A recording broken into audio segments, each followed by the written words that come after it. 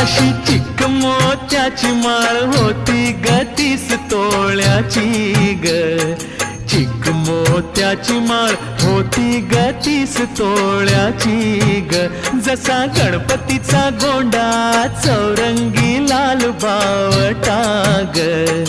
गणपतीचा गोंडा चौरंगी लाल बावटा ग.